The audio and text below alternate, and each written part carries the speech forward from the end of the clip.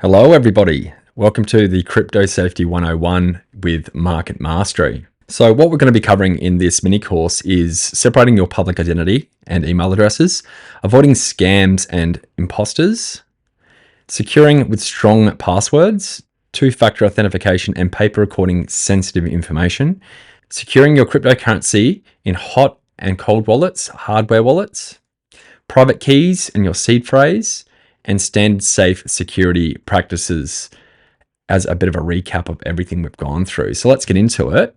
So we're starting with creating an alias. So this is separating your public identity and your email addresses.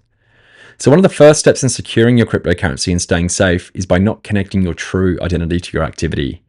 One of the first things someone entering the space should do is create an alias for themselves. So for instance, I call myself TraderRomps. So obviously this is not my true name, but it helps protect me from those trying to reveal my true identity, which can lead them to my personal information and access to my accounts. So from here, a malicious attacker may try to social engineer a phishing attack through different methods to try to get access to their victims' private information and cryptocurrency. So we have mentioned making an alias for ourselves, but what other ways can we make ourselves a harder target for these hackers? So isolating our email address. So when making accounts inside of the crypto space, things such as, but not limited to, crypto exchanges, trading platforms, social media, Discord, Telegram, etc., it is recommended that you use a brand new email address, ideally something like a Gmail or an account similar that has several layers of protection built into it, which we'll be discussing later when we talk about two-factor. But be mindful, like the alias, don't use your real name and don't use an email that you have from work or a business that you're associated with, as this is a quick way to become an easy target in the space.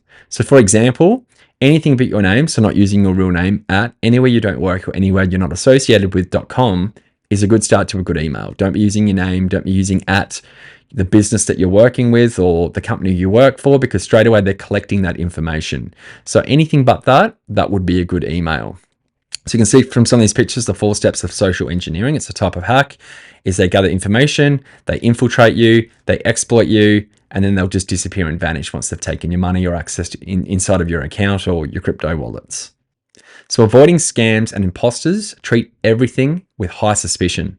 A good general practice is to come into the space on a high alert and simply don't believe everything you hear. If it's too good to be true, then it probably is.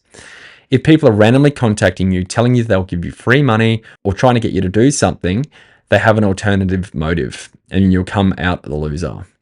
This is a good segue into talking about the amount of imposters you'll find within the Market Mastery community. We have hundreds, if not thousands of people impersonating our accounts on Discord and social media. It's important to know our team will never have direct contact with you with any of these offering services or asking for any of your information. If you're in our community, please always report to our team if someone contacts you as one of the team members, so we can do our best to remove and warn others of the impersonators. Let's have a look at how to identify our true accounts in our Discord community. These are the 4 main Market Mastery team members. The actual name should be ignored, as it does not stop imposters copying our names, even though we mentioned we won't direct message in our names. So you can see we've got Dax, myself, Romps, we've got Critty, Slimy. These are our real names. It's actually the identifiers, the highlighted green areas that you need to pay close attention to, and very close attention at that. So you can see with Dax, we've got Dax, it's all in lowercase, 4114, then TraderRomps. I have 2 R's in there with a period at the end. Critty, he's just his name with a period at the end, and Slimy Green Moss. And that, as well as just all simple lowercase, no spaces, no weird symbols, no zeros for O's or anything like that. So pay very, very close attention. These account identifiers are the correct accounts and only accounts we use. Be mindful they will use the smallest changes to trick you, like using I instead of 1, or leaving out a letter. So if in doubt, stay highly suspicious and report to the mods or community.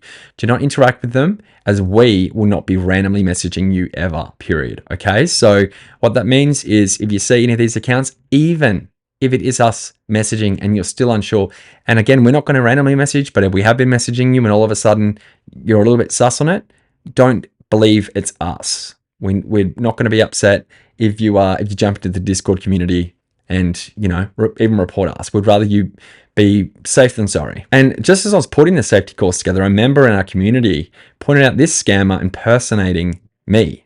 Okay, this is TraderRomps, not TraderRomps. Now you can see I have the two R's in my name, but as you can see over here, there's not the two R's. So this is what I mean about making sure that you're looking at the smallest details when you're looking at the identifier.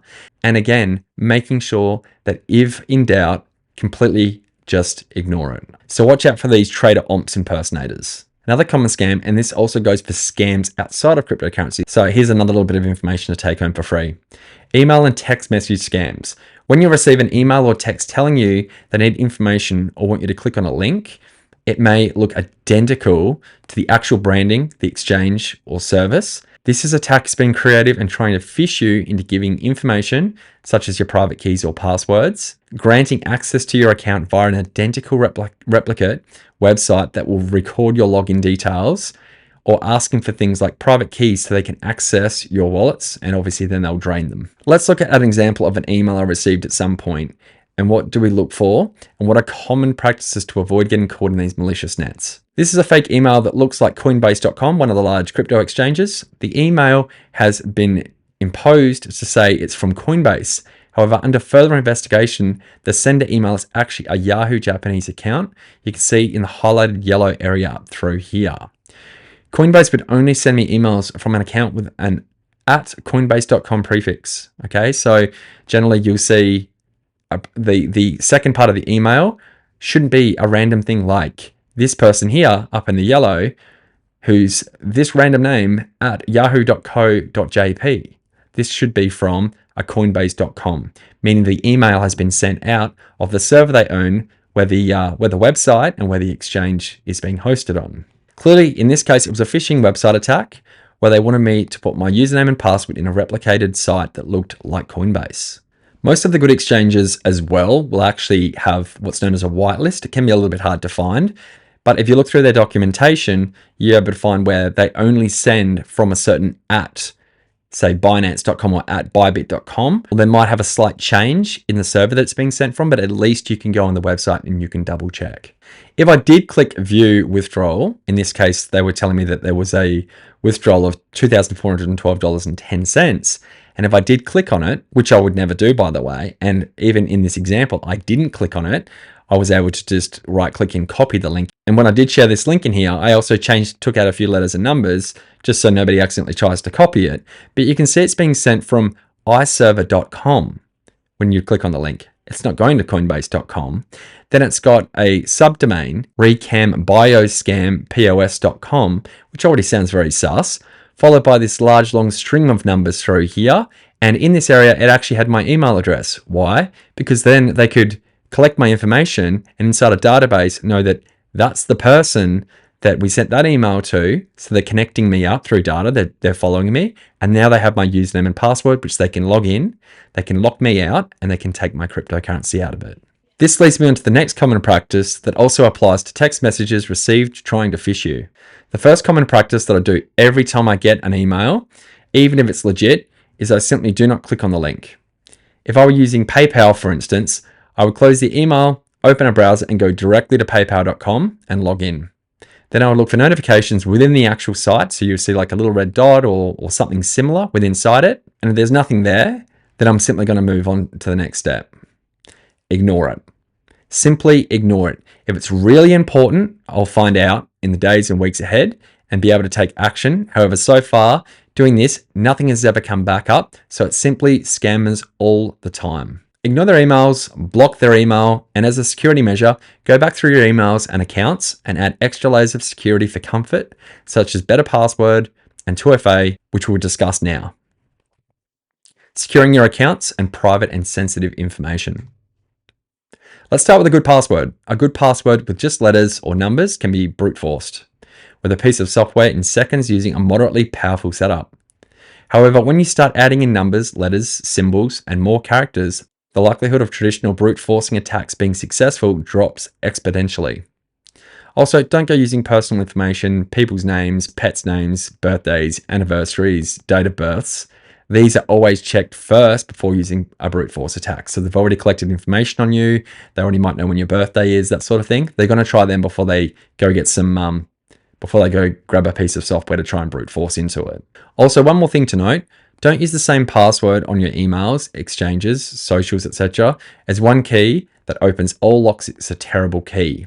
So make sure you have decent variations between passwords, and even more emails used. It's legwork, but it's worth not losing money and the nightmare of identity theft. Here's a diagram using 12 decent graphics cards attacking your password to access your account. So you can see over here we have the number of characters down the left-hand side. Then we have numbers only, lowercase letters, upper and lowercase letters, numbers upper and lowercase letters, numbers upper and lowercase letters, and symbols. Now, sort of like using exclamation marks or plus or that sort of thing, ampersands and whatnot. In purple, it can get in instantly. So if you're only using, for instance, just 4 numbers, it can pretty much, a click of a finger, access your account. But by the time we have 18 characters and use numbers lower and uppercase letters with symbols, it takes hundreds of quintillion years. Now, we don't need to go crazy, but even a 10-character password mixed up, letters, numbers, symbols with upper and lower case, will have you a solid password. So if you look across here at how long it would take for these graphics cards to be able to brute force, keep in mind it's using 12 RTX graphics cards over here. You can imagine though, if they did have more than that, then these numbers can be doubled or quadrupled. So it's still good to make sure that we're going and adding a decently long password with a mixture of these things. And in this case, we've just had a look at 10 from over here. We moved all the way across. We've now got 803,000 years before it's going to be breaking in. So pretty good, but this is just a little bit of a chart just to get your mind thinking, are your passwords secure? If they're falling somewhere up in this area here, I'd suggest after you watch this, go and change those passwords. The next step is to apply two-factor authentication. This is where a password is just the first entry point. The next level of security pops up where it requires another type of security. Google Authenticator is a free application that runs on your phone, easy to set up with most platforms and exchanges online these days. It has a time-sensitive code that changes every 1 minute. So when it asks on your computer for that code, simply open up your phone and copy it into the page to access the account you are logging into. So you do your password, this will be the next step. And now you've got that two-factor authentication turned on. Other forms of exchange security you can also add will be a text message gets sent to your phone with a code and a PIN number as well that you memorize. So the PIN number at times, if you're going to withdraw a deposit or even do a trade, you have to put that PIN number in every single time. And that's just a little bit of extra security that maybe they somehow got in your account, but if they don't know that PIN number, then they can't go to the next step of actually spending your cryptocurrency or withdrawing the cryptocurrency. So I personally use up to 4 of these on some exchanges. So I'll have a password, the Google Authenticator, a text message or an email being sent to me with a code, and then I can move into logging in or trading and transferring my crypto. Remember, we want to be the hardest target as possible, so we get put in the too hard basket. When it comes to storing sensitive information, such as passwords, private keys, and seed phrases, which we'll get to soon, it's important to note that storing them in notes on your computer or phone immediately makes you an easy target via a kernel or Trojan attack, where someone can watch, keystroke, meaning as you're typing, they're just basically getting a copy in a notepad file of all your keystrokes, or remote view your computer and collect this information. So they're basically just watching your screen and just watching what you're doing and taking notes as you do it, and then they can go in and replicate it. The good old fashioned write it down on paper or a password book and store it in a locked drawer or safe is the way to go. Even laminate it to protect it from deterioration if you need to. Just note, if you are someone who goes live on webcam, don't have it sitting on the bench. So if you've written it down in a book and you can see that and you go on and have a conference with somebody, then obviously you're literally showing the whole world, especially if it's being recorded and distributed. And depending on how sharp you are, you may want to memorize these passwords and have no digital or paper copy of them anywhere. Securing your cryptocurrency, hot wallets and cold wallets. There are 2 main ways to store cryptocurrency. A hot wallet, which is online. So when storing crypto on an exchange or browser extension, phone app like MetaMask or Phantom Wallet, this is essentially a hot wallet. The funds are easy to access. However, we have the inherent risk that the exchange could get hacked or we could fall victim to a phishing or sweeping scam if we connect to the wrong website. So if it's on, say, MetaMask or Phantom, you go into a website that's malicious, you think you're going to be getting some free coins or something like that, you click Connect Wallet, it can immediately sweep your account and take all of your crypto. A cold wallet, which is stored offline, can be a piece of software you have on a device that the internet should not be connected to. Once it has internet connection to that device, it becomes hot again. The inconvenience to a cold wallet is obviously the hassle of moving it online again. However, the payoff is it is more secure. The best cold wallets are hardware wallets. They come with a piece of software, making it user-friendly, come built in with security like a PIN number interface on them that scrambles each time, so harder for hackers to access, and they can simply be unplugged from our computer and stored in a locked drawer or safe for physical security. This leads us on to the CryptoSider protection, which is the private key and seed phrases to reload your account if your hardware got damaged and needed to reinstate the account on a fresh piece of hardware. So private keys, seed phrase, these are the keys to your wallet. There are two sets of keys to your crypto wallet.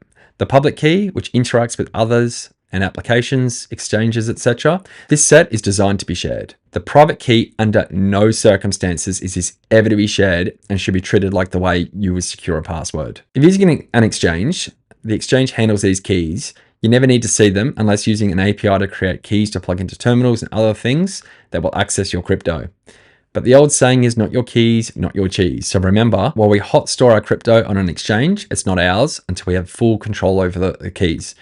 So this is where a cold wallet puts the responsibility on us to make sure we know how to safely store and manage our crypto. However, no one can take it off you once it's offline and locked away. So don't go telling people where you store it, as you open up to risk of physical theft.